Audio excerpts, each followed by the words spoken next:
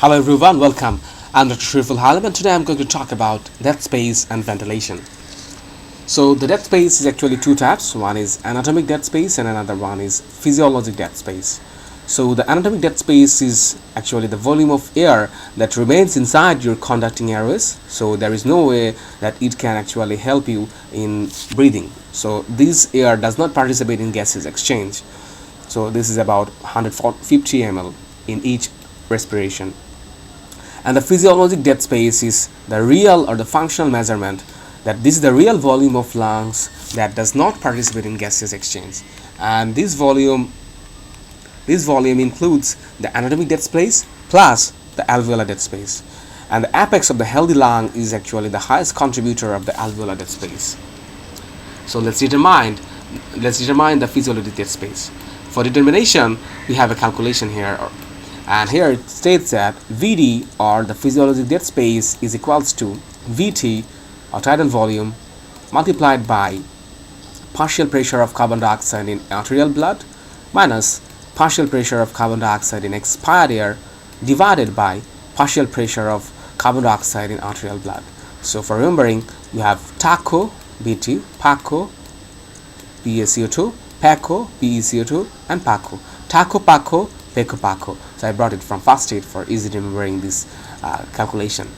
So here in words, the equation states that the physiologic dead space, which is Vd, is equals to tidal volume multiplied by a fraction. And what is the fraction? The fraction represents the dilution of alveolar partial pressure of carbon dioxide by dead space air. And dead space air does not participate in gaseous exchange and does not therefore contribute to carbon dioxide in expired air, rather dilutes it. And the level of dilution is actually depends on the level of dead space you have. So if you have more dead space, your carbon dioxide will be more diluted. And as the carbon dioxide will be more diluted, there will be more difference between the expired air carbon dioxide and the arterial carbon dioxide, which would bring us a higher fraction and a higher dead space volume. So I think that matches up every concept. One very important concept is ventilation. So ventilation is the amount of air that reaches your lung in every minute.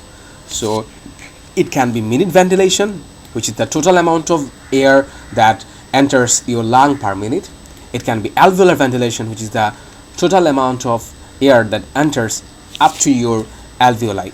So minute ventilation is easily calculated by multiplying tidal volume with respiratory rate, because tidal volume is the volume that you inspire in every breath, and in every 1 minute you have your respiratory rate. So if you inspire about Vt in one breath, you will inspire in 1 minute, you will inspire Vt into respiratory rate. So this becomes the minute ventilation.